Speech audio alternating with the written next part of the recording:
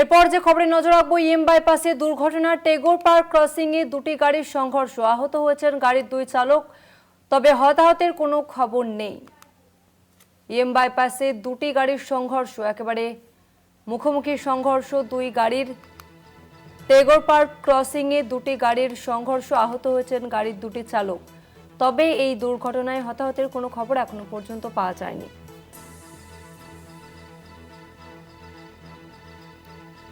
EM বাইপাসের সাত সকালে দুর্ঘটনা, ট্রাভেলার যে গাড়ি সেই গাড়ির মুখোমুখি সংঘর্ষ, তবে এখনো পর্যন্ত হতাহতের কোনো খবর পাওয়া যায়নি। তবে দুটি গাড়ির চালক কি আহত হয়েছেন এমনটাই খবর এখনো পর্যন্ত।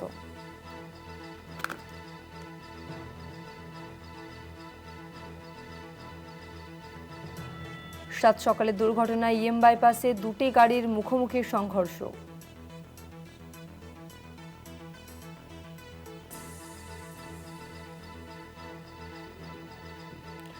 পূজালি চ্যাটার্জি রয়েছে আমাদের সঙ্গে ফোন লাইনে। পূজালি, দুর্ঘটনা কিভাবে ঘটলো, কি জানা যাচ্ছে?